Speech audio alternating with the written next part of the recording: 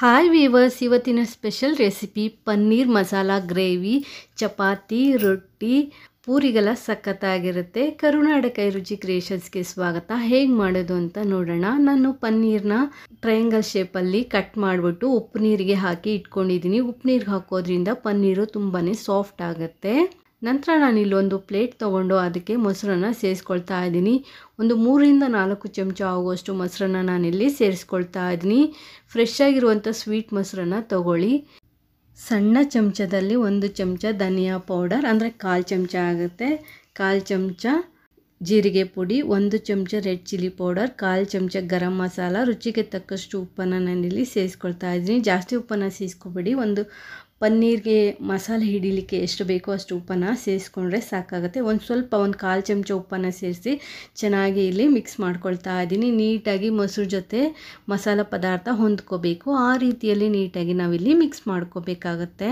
ಈ ಪನ್ನೀರ್ ಮಸಾಲ ತುಂಬಾ ಟೇಸ್ಟಿಯಾಗಿರುತ್ತೆ. ಚಪಾತಿ, ರೊಟ್ಟಿ, ದೋಸೆ ಹೀಗೆಲ್ಲ ಸೂಪರ್ ಆಗಿರುತ್ತೆ ಅಂತಲೇ ಹೇಳ್ಬೋದು. ಮಸಾಲೆನ ಮಿಕ್ಸ್ ಮಾಡ್ಕೊಂಡು ನಂತರ ನಾನಿಲ್ಲಿ ಪನ್ನೀರ್ ಕ್ಯೂಬ್ಸನ್ನು ಸೇರಿಸ್ಕೊಳ್ತಾ ಇದ್ದೀನಿ. ಪನ್ನೀರ್ ಕ್ಯೂಬ್ಸ್ನ ನಾನು ಒಂದು ಸ್ವಲ್ಪ ದಪ್ಪಗೆ ಕಟ್ ಮಾಡ್ಕೊಂಡಿದ್ದೀನಿ. ನಿಮಗೆ ಯಾವ ಸೈಜ್ ಬೇಕೋ ಆ ಸೈಜಲ್ಲಿ, ಯಾವ ರೀತಿ ಬೇಕೋ ಆ ರೀತಿ ಕಟ್ ಮಾಡ್ಕೋಬಹುದು. ನಾನಿಲ್ಲಿ ಟ್ರಯಾಂಗಲ್ ಶೇಪಲ್ಲಿ ಸ್ವಲ್ಪ ದಪ್ಪಗೆ ಕಟ್ ಮಾಡಿಕೊಂಡು ಸೇರಿಸ್ಕೊಳ್ತಾ ಇದ್ದೀನಿ. ನಾನಿಲ್ಲಿ 200 ಗ್ರಾಮ್ ಆಗೋಷ್ಟು ಪನ್ನೀರನ್ನು ತೊಗೊಂಡಿದ್ದೀನಿ. ನಂತರ ಇದನ್ನು ಚೆನ್ನಾಗಿ ಮಿಕ್ಸ್ ಮಾಡಬೇಕು. ಪನ್ನೀರ್ ಕ್ಯೂಬ್ಸ್ಗಳಿಗೆ ಮಸಾಲ ಅನ್ನೋದು ಚೆನ್ನಾಗಿ ಹಿಡಿಬೇಕು. ಆ ರೀತಿಯಲ್ಲಿ ನೀಟಾಗಿ ನಾವು ಮಿಕ್ಸ್ ಮಾಡ್ಕೋಬೇಕಾಗತ್ತೆ. ಕೈಯಲ್ಲೇ ಮಿಕ್ಸ್ ಮಾಡ್ಕೋಬೋದು ಅಥವಾ ಈ ರೀತಿ ನಿಧಾನಕ್ಕೆ ಸ್ಪೂನಲ್ಲಿ ಮಿಕ್ಸ್ ಮಾಡ್ಕೊಳ್ಳಿ. ಹರಿಬರಿಯಾಗಿ ಮಿಕ್ಸ್ ಮಾಡಲಿಕ್ಕೆ ಹೋಗಬೇಡಿ. ಆ ರೀತಿ ಮಿಕ್ಸ್ ಮಾಡಲಿಕ್ಕೆ ಹೋದರೆ ಪನ್ನೀರ್ ಕ್ಯೂಬ್ಸ್ಗಳು ಒಡೆದೋಗೋ ಚಾನ್ಸಸ್ ಇರುತ್ತೆ. ಅದಕ್ಕೆ ನಿಧಾನಕ್ಕೆ ನೀಟಾಗಿ ಮಸಾಲೆ ಹಿಡಿಯೋ ರೀತಿಯಲ್ಲಿ ಮಿಕ್ಸ್ ಮಾಡಿ ಮ್ಯಾರಿನೇಟ್ ಮಾಡಿ ಇಟ್ಕೋಬೇಕಾಗತ್ತೆ. ಒಂದು 10 ನಿಮಿಷ ಮ್ಯಾರಿನೇಟ್ ಮಾಡಿ ಇಟ್ಕೊಂಡ್ರೆ ಸಾಕಾಗುತ್ತೆ. ಈ ರೀತಿ ಮ್ಯಾರಿನೇಟ್ ಮಾಡಿ ಇಡೋದ್ರಿಂದ ಪನ್ನೀರು ಚೆನ್ನಾಗಿ ಉಪ್ಪು, ಹುಳಿ, ಖಾರನ ಹೀರ್ಕೊಳ್ಳುತ್ತೆ. ಟೇಸ್ಟು ಸಹ ಚೆನ್ನಾಗಿ ಕೊಡುತ್ತೆ. ಪನ್ನೀರ್ ಗ್ರೇವಿ ತಿನ್ನಬೇಕಾದ್ರೆ ಒಳ್ಳೆ ಟೇಸ್ಟ್ ಕೊಡುತ್ತೆ ಪನ್ನೀರ್ ಅನ್ನೋದು. ಅದಕ್ಕೋಸ್ಕರ ನಂತರ ಸ್ಟವ್ ಮೇಲೆ ಒಂದು ಬಾಣಲಿ ಅಥವಾ ಒಂದು ಪ್ಯಾನನ್ನು ಇಟ್ಕೊಂಡು ಅದಕ್ಕೆ 3-4 ಚಮಚ ಎಣ್ಣೆಯನ್ನು ಸೇರಿಸ್ಕೊಳ್ತಾ ಇದ್ದೀನಿ. ನಂತರ ನಾನಿಲ್ಲಿ ಮಸಾಲ ಪದಾರ್ಥಗಳನ್ನ ಸೇರಿಸ್ಕೊಳ್ತಾ ಇದ್ದೀನಿ.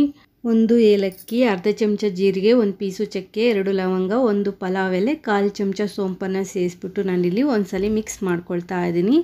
ನಂತರ ನಾನಿಲ್ಲಿ ಈರುಳ್ಳಿಯನ್ನು ಸೇರಿಸ್ಕೊಳ್ತಾ ಇದ್ದೀನಿ. 1 ಬೌಲ್ ಆಗುವಷ್ಟು ಈರುಳ್ಳಿಯನ್ನು ಸಣ್ಣದಾಗಿ ಹೆಚ್ಚಿ ಸೇರಿಸ್ಕೊಂಡಿದ್ದೀನಿ. ಅಂದರೆ ನಾನಿಲ್ಲಿ ಮೀಡಿಯಮ್ ಸೈಜ್ದು 2 ಈರುಳ್ಳಿಯನ್ನು ಸಣ್ಣದಾಗಿ ಹೆಚ್ಚಿ ಸೇರಿಸ್ಕೊಂಡು ಫ್ರೈ ಮಾಡ್ಕೊಳ್ತಾ ಇದ್ದೀನಿ. ಈರುಳ್ಳಿ ಚೆನ್ನಾಗಿ ಕಂದು ಬಣ್ಣಕ್ಕೆ ಬರಬೇಕು. ಅಲ್ಲಿವರೆಗೂ ಚೆನ್ನಾಗಿ ನಾವಿಲ್ಲಿ ಫ್ರೈ ಮಾಡ್ಕೋಬೇಕಾಗತ್ತೆ. ಈರುಳ್ಳಿ ಜಾಸ್ತಿ ಹಾಕಿದಷ್ಟು ಸಹ ಗ್ರೇವಿ ಹೆಚ್ಚುತ್ತೆ ಅಂತಲೇ ಹೇಳ್ಬೋದು. ಈರುಳ್ಳಿ ಸ್ವಲ್ಪ ಚೆನ್ನಾಗಿ ಫ್ರೈ ಆದ ನಂತರ ನಾನಿಲ್ಲಿ ಶುಂಠಿ ಬೆಳ್ಳುಳ್ಳಿ ಪೇಸ್ಟನ್ನು ಸೇರಿಸ್ಕೊಳ್ತಾ ಇದ್ದೀನಿ. ಅರ್ಧ ಚಮಚ ಆಗುವಷ್ಟು ಶುಂಠಿ ಬೆಳ್ಳುಳ್ಳಿ ಪೇಸ್ಟನ್ನು ಸೇರಿಸ್ಬಿಟ್ಟು ಶುಂಠಿ ಬೆಳ್ಳುಳ್ಳಿಯಲ್ಲಿರುವಂಥ ಹಸಿ ಸ್ಮೆಲ್ ಹೋಗೋವರೆಗೂ ನಾನಿಲ್ಲಿ ಫ್ರೈ ಮಾಡ್ಕೊಳ್ತಾ ಇದ್ದೀನಿ. ಹಾಗೆ ಈರುಳ್ಳಿನೂ ಸಹ ಚೆನ್ನಾಗಿ ಫ್ರೈ ಆಗಬೇಕು. ಚೆನ್ನಾಗಿ ನಾವಿಲ್ಲಿ ಫ್ರೈ ಮಾಡ್ಕೋಬೇಕಾಗತ್ತೆ. ಈರುಳ್ಳಿ ಸ್ವಲ್ಪ ಕಂದು ಬಣ್ಣಕ್ಕೆ ಬರಬೇಕು. ಗೋಲ್ಡನ್ ಕಲರ್ ಬರೋವರೆಗೂ ನಾವಿಲ್ಲಿ ಫ್ರೈ ಮಾಡ್ಕೋಬೇಕಾಗತ್ತೆ. ಈರುಳ್ಳಿ ಚೆನ್ನಾಗಿ ಫ್ರೈ ಆದಷ್ಟು ಸಹ ಗ್ರೇವಿಗೆ ಒಳ್ಳೆ ಟೇಸ್ಟ್ ಕೊಡುತ್ತೆ ಅಂತಲೇ ಹೇಳ್ಬೋದು. ನಂತರ ನಾನಿಲ್ಲಿ ಮಸಾಲ ಪದಾರ್ಥಗಳನ್ನ ಸೇರಿಸ್ಕೊಳ್ತಾ ಇದ್ದೀನಿ. 1 ಚಮಚ ಖಾರದ ಪುಡಿ, 1 ಚಮಚ ಧನಿಯಾ ಪೌಡರ್, 1/4 ಚಮಚ ಅರಿಶಿಣದ ಪುಡಿ. ಮಸಾಲ ಪದಾರ್ಥ ಸೇರಿಸಿದ ಮೇಲೆ ಹಸಿ ಸ್ಮೆಲ್ ಹೋಗೋವರೆಗೂ ನಾವು ಚೆನ್ನಾಗಿ ಫ್ರೈ ಮಾಡ್ಕೋಬೇಕಾಗತ್ತೆ. ಮಸಾಲೆಯಲ್ಲಿರುವಂಥ ಹಸಿ ಸ್ಮೆಲ್ ಹೋಗಿ ಚೆನ್ನಾಗಿ ಫ್ರೈ ಆಗಬೇಕು. ಅಲ್ಲಿವರೆಗೂ ನಾವು ಇಲ್ಲಿ ಫ್ರೈ ಮಾಡ್ಕೋಬೇಕಾಗತ್ತೆ. ಒಂದು 2-3 ನಿಮಿಷ ಲೋ ಫ್ಲೇಮಲ್ಲಿ ಇಟ್ಕೊಂಡೆ ಫ್ರೈ ಮಾಡ್ಕೊಳ್ಳಿ. ನಂತರ ನಾನಿಲ್ಲಿ ಟೊಮೆಟೊ ಪ್ಯೂರಿಯನ್ನು ಸೇರಿಸ್ಕೊಳ್ತಾ ಇದ್ದೀನಿ. ನಾನಿಲ್ಲಿ ಆಪಲ್ ಟೊಮೆಟೊ ಅಥವಾ ಫಾರಮ್ ಟೊಮೆಟೊ ಅಂತಾರಲ್ಲ, ಅದನ್ನು ನಾನಿಲ್ಲಿ ಮೀಡಿಯಮ್ ಸೈಜ್ದು 2 ಟೊಮೆಟೊನ ಗ್ರೈಂಡ್ ಮಾಡಿಬಿಟ್ಟು ಸೇರಿಸ್ಕೊಂಡು ಇಲ್ಲಿ ಮಿಕ್ಸ್ ಮಾಡ್ಕೊಳ್ತಾ ಇದ್ದೀನಿ. ಹಾಗೆ ಟೊಮೆಟೊ ಬೆಂದು ಹಸಿ ಸ್ಮೆಲ್ ಹೋಗಿ ಎಣ್ಣೆ ಬಿಡಬೇಕು. ಅಲ್ಲಿವರೆಗೂ ನಾವು ಫ್ರೈ ಮಾಡ್ಕೋಬೇಕಾಗತ್ತೆ. ಈಗ ಚೆನ್ನಾಗಿ ಒಮ್ಮೆ ನಾನಿಲ್ಲಿ ಮಿಕ್ಸ್ ಮಾಡ್ಕೊಳ್ತಾ ಇದ್ದೀನಿ. ಮಿಕ್ಸ್ ಮಾಡ್ಕೊಂಡ ನಂತರ ನಾನು ಇದಕ್ಕೆ ಉಪ್ಪನ್ನು ಸೇರಿಸ್ಕೊಳ್ತಾ ಇದ್ದೀನಿ. ಉಪ್ಪನ್ನು ನೋಡಿಕೊಂಡು ಸೇರಿಸ್ಕೊಳ್ಳಿ. ಯಾಕೆಂದರೆ ಪನ್ನೀರನ್ನ ನಾವು ಮ್ಯಾರಿನೇಟ್ ಮಾಡೋದಕ್ಕೂ ಸಹ ಉಪ್ಪು ಹಾಕ್ಕೊಂಡಿರ್ತೀವಿ. ಇಲ್ಲೊಂದು ಅರ್ಧ ಚಮಚ ಉಪ್ಪನ್ನು ಸೇರಿಸ್ಕೊಂಡ್ರೆ ಸಾಕಾಗುತ್ತೆ. ಉಪ್ಪು ಹಾಕಿ ಚೆನ್ನಾಗಿ ಮಿಕ್ಸ್ ಮಾಡಿ ಟೊಮೆಟೊನ ಚೆನ್ನಾಗಿ ಬೇಯಲಿಕ್ಕೆ ಬಿಟ್ಬಿಡಿ. ಅದು ಬೆಂದು ಎಣ್ಣೆ ಬಿಡಬೇಕು. ಹಸಿ ವಾಸನೆ ಎಲ್ಲ ಹೋಗಬೇಕು. ಹಾಗೆ ಎಣ್ಣೆ ಬಿಡಬೇಕು. ಅಲ್ಲಿವರೆಗೂ ನೀವು ಚೆನ್ನಾಗಿ ಫ್ರೈ ಮಾಡ್ಕೋಬೇಕಾಗತ್ತೆ. ಒಂದು 3-4 ನಿಮಿಷಗಳ ಕಾಲ ಮೀಡಿಯಮ್ ಟು ಹೈ ಫ್ಲೇಮಲ್ಲಿ ಇಟ್ಕೊಂಡು ಚೆನ್ನಾಗಿ ಫ್ರೈ ಮಾಡ್ಕೊಳ್ಳಿ. ಆವಾಗವಾಗ ಮಿಕ್ಸ್ ಮಾಡ್ಕೊಳ್ತಾನೆ ಇರಿ. ಎಣ್ಣೆ ಬಿಡ್ತಾ ಇದೆ, ನೀವು ಇಲ್ಲಿ ನೋಡ್ತಾ ಇರ್ಬೋದು. ಎಣ್ಣೆ ಬಿಡೋವರೆಗೂ ನಾನಿಲ್ಲಿ ಫ್ರೈ ಮಾಡ್ಕೊಂಡಿದ್ದೀನಿ. ಮಸಾಲೆ ಬೇಯ್ತಾ ಸೈಡಲ್ಲೆಲ್ಲ ಎಣ್ಣೆ ಬಿಡ್ತಾ ಇದೆ, ನೀವು ನೋಡ್ತಾ ಇರ್ಬೋದು. ಸೊ ಈ ಸ್ಟೇಜಲ್ಲಿ ನಾನು ನೀರನ್ನು ಸೇರಿಸ್ಕೊಳ್ತಾ ಇದ್ದೀನಿ. ನಿಮಗೆ ಗ್ರೇವಿಯ ತಿಕ್ನೆಸ್ಸು ಯಾವ ರೀತಿ ಬೇಕು ಅಂತ ನೋಡಿಕೊಂಡು ನೀರನ್ನು ಸೇರಿಸ್ಕೋಬೇಕಾಗತ್ತೆ. ನಾನಿಲ್ಲಿ 1 ಬೌಲ್ ಆಗುವಷ್ಟು ನೀರನ್ನು ಸೇರಿಸ್ಬಿಟ್ಟು ಚೆನ್ನಾಗಿ ಮಿಕ್ಸ್ ಮಾಡಿ ಒಂದು ಕುದಿ ಬರೋವರೆಗೂ ನಾನಿಲ್ಲಿ ಕುದಿಸ್ಕೊಳ್ತೀನಿ. ನೀಟಾಗಿ ಇದು ಒಂದು ಕುದಿ ಬರಬೇಕು, ಅಲ್ಲಿವರೆಗೂ ನಾವು ಕುದಿಸ್ಕೋಬೇಕಾಗತ್ತೆ. 1-2 ನಿಮಿಷ ಇದನ್ನ ಕುದಿಲಿಕ್ಕೆ ಬಿಟ್ಬಿಡಿ. ಇದು ಚೆನ್ನಾಗಿ ಕುದಿಬೇಕಾದ್ರೆ ನಾನು ಪನ್ನೀರ್ ಕ್ಯೂಬ್ಸ್ನ ಏನು ಮ್ಯಾರಿನೇಟ್ ಮಾಡಿ ಇಟ್ಕೊಂಡಿರುವಂಥ ಪನ್ನೀರ್ ಕ್ಯೂಬ್ಸ್ನ ನಾನಿಲ್ಲಿ ಸೇರಿಸ್ಕೊಳ್ತಾ ಇದ್ದೀನಿ. ಸೇರಿಸ್ಬಿಟ್ಟು ಆ ಮಸಾಲೆ ಏನಿರುತ್ತೆ ಎಲ್ಲದನ್ನು ಸಹ ನಾನಿಲ್ಲಿ ಗ್ರೇವಿಗೆ ಸೇರಿಸ್ಕೊಳ್ತಾ ಇದ್ದೀನಿ. ಸೇರಿಸ್ಬಿಟ್ಟು ನಿಧಾನಕ್ಕೆ ಒಮ್ಮೆ ಮಿಕ್ಸ್ ಮಾಡ್ಕೊಳ್ಳಿ. ಅರ್ಧ ಚಮಚ ಗರಂ ಮಸಾಲ ಪೌಡರನ್ನು ಸೇರಿಸಿ ಒಮ್ಮೆ ನಾನಿಲ್ಲಿ ಮಿಕ್ಸ್ ಮಾಡಿಕೊಂಡು ಬೇಯಲಿಕ್ಕೆ ಬಿಡ್ತೀನಿ.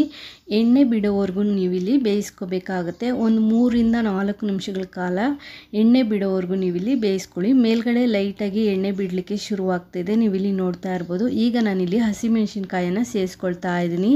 3 ಹಸಿಮೆಣಸಿನ್ಕಾಯಿನ ಮಧ್ಯಕ್ಕೆ ಕಟ್ ಮಾಡಿ ಸೇರಿಸ್ಕೊಂಡಿದ್ದೀನಿ. ಹಾಗೆ ಒಂದು ಅರ್ಧ ಚಮಚ ಕಸೂರಿ ಮೇಥಿ, ಸ್ವಲ್ಪ ಕೊತ್ತಂಬರಿ ಸೊಪ್ಪನ್ನು ಸೇರಿಸಿ ನಿಧಾನಕ್ಕೆ ನಾನಿಲ್ಲಿ ಮಿಕ್ಸ್ ಮಾಡ್ಕೊಳ್ತೀನಿ. 1 ನಿಮಿಷಗಳ ಕಾಲ ನಾವಿಲ್ಲಿ ಬೇಯಿಸ್ಕೊಂಡ್ರೆ ಸಾಕಾಗುತ್ತೆ. ಕೊತ್ತಂಬರಿ ಸೊಪ್ಪು, ಕಸೂರಿ ಮೇಥಿ, ಹಸಿಮೆಣಸಿನ್ಕಾಯಿ ಹಾಕಿದ್ಮೇಲೆ ಜಾಸ್ತಿ ಹೊತ್ತು ಬೇಯಿಸೋದೇನು ಬೇಡ. ನೀವಿಲ್ಲಿ ನೋಡ್ತಾ ಇರ್ಬೋದು ಗ್ರೇವಿನೂ ಸಹ ತಿಕ್ಕಾಗಿದೆ. 1 ನಿಮಿಷ ಬೇಯಿಸ್ಕೊಂಡು ಫ್ಲೇಮನ್ನು ಆಫ್ ಮಾಡ್ಕೊಳ್ಳಿ. ನೋಡ್ತಾ ಇರ್ಬೋದು ಗ್ರೇವಿ ಈ ಹದದಲ್ಲಿದೆ. ಇನ್ನೊಂದು ಸ್ವಲ್ಪ ತೆಳು ಬೇಕಂದರೆ ಇನ್ನೊಂದು ಅರ್ಧ ಗ್ಲಾಸು ನೀರು ಹಾಕಿ 1-2 ನಿಮಿಷ ಕುದಿಸ್ಕೊಂಡ್ರೆ ಸಾಕು. ನಾನೇನು ಜಾಸ್ತಿ ನೀರನ್ನು ಹಾಕಲಿಕ್ಕೆ ಹೋಗಲಿಲ್ಲ. ಗ್ರೇವಿ ನನಗೆ ಈ ಹದದಲ್ಲಿದ್ದರೆ ಸಾಕು ಅನ್ನಿಸ್ತು, ಅದಕ್ಕೋಸ್ಕರ ನಾನು ಜಾಸ್ತಿ ನೀರನ್ನು ಹಾಕಲಿಲ್ಲ. ಸೊ ನಿಮಗೆ ಸ್ಟಾರ್ಟಿಂಗ್ ನೋಡಿದಾಗ ಜಾಸ್ತಿ ನೀರು ಅನಿಸುತ್ತೆ, ಅದು ಕುದೀತಾ ನೀರಿನ ಅಂಶ ಕಡಿಮೆ ಆಗಿ ಗ್ರೇವಿ ತಿಕ್ಕಾಗುತ್ತೆ. ಈಗ ಗ್ರೇವಿ ರೆಡಿ ಆಗಿದೆ. ಫ್ಲೇಮನ್ನು ಆಫ್ ಮಾಡಿ ಸರ್ವ್ ಮಾಡಿ. ನಾನು ಚಪಾತಿನ ಮಾಡ್ಕೊಂಡಿದ್ದೆ, ಚಪಾತಿ ಒಟ್ಟಿಗೆ ಸರ್ವ್ ಮಾಡ್ತಾ ಇದ್ದೀನಿ. ರೊಟ್ಟಿಗೂ ಸಹ ತುಂಬಾ ಚೆನ್ನಾಗಿರುತ್ತೆ. ಜೋಳದ ರೊಟ್ಟಿ ಅಥವಾ ಅಕ್ಕಿ ರೊಟ್ಟಿ ಒಟ್ಟಿಗೆ ಸೂಪರ್ ಆಗಿರುತ್ತೆ. ಒಂದ್ಸಲಿ ಟ್ರೈ ಮಾಡಿ ನೋಡಿ. ಪನ್ನೀರ್ ಮಸಾಲ ಗ್ರೇವಿ ರೆಸಿಪಿ ನಿಮ್ಗೇನಾದರೂ ಇಷ್ಟ ಆಯಿತು ಅಂದರೆ ಒಂದು ಲೈಕ್ ಕೊಡಿ. ಹೊಸದಾಗಿ ಯಾರೆಲ್ಲ ಚಾನಲ್ ನೋಡ್ತಾ ಇದ್ರೆ ಚಾನಲ್ನ ಸಬ್ಸ್ಕ್ರೈಬ್ ಮಾಡ್ಕೊಂಡು ನೋಡಿ. Thanks for watching this video.